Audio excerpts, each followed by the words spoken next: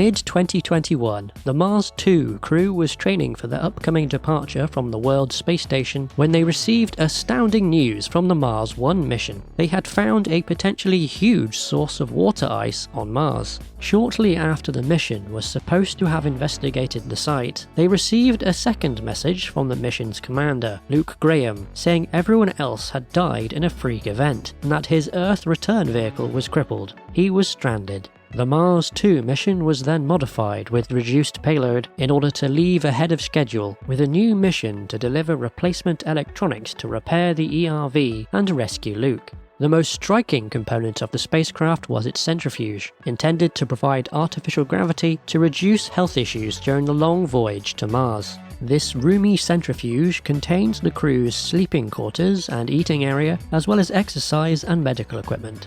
Its 11-meter diameter and rotational rate of 6 RPM created approximately 0.22 G at the floor, significantly lower than Mars' surface gravity. Combined with the relatively high rotational speed, the astronauts would have needed significant periods of adaptation for both the journey to and arrival at Mars. A different design with a 22-meter diameter that rotated at 5.5 RPM would have created artificial gravity very similar to that of Mars and would have needed much less adaptation time. Just in front of the centrifuge was the command pod of the spacecraft, containing flight computers and controls, as well as an oversized room for donning spacesuits. This whole front section could also detach for atmospheric entry and landing. It likely achieved landing using only parachutes, as it barely even had the capability to change its own orientation with thrusters, let alone perform a propulsive landing. The control module doesn't have enough thrust to correct this rotation. This was probably due to most of the rear area being wasted space,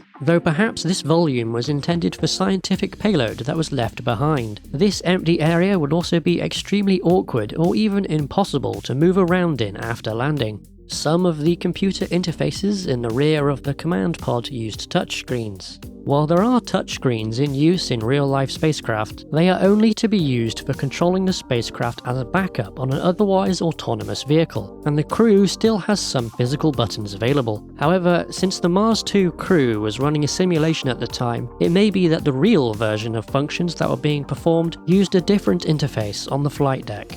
Another one of the computers on board had a voice ID system, which at best was unfathomably pointless and at worst was downright dangerous. It's not like there was going to be a random unauthorized person on board who might access the computer in order to do nefarious things, and when Jim McConnell needed to use it to stop the centrifuge to save his own life, he almost couldn't do so. As the Mars 1 disaster happened 8 months before the Mars 2 launch was slated to happen, the original Mars 2 mission had to have much of its payload stripped, since leaving earlier to rescue Luke Graham required using a less efficient trajectory. Even though the original flight plan was adjusted, neither that nor the altered one made much sense at first glance. What kind of rescue mission is this, Jim?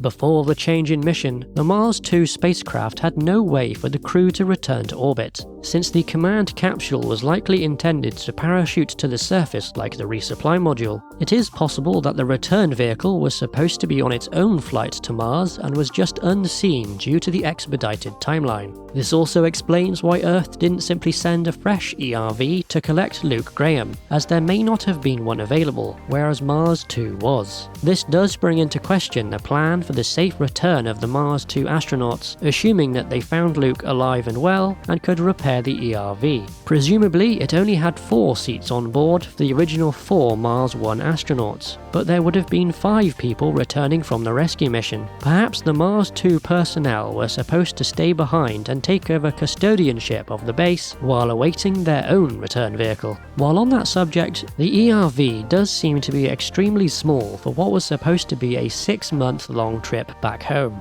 Ultimately, the Mars 2 spacecraft delivered its crew and precious cargo to Mars in order to save Luke Graham, and the mystery behind the near destruction of the Mars 1 mission was revealed.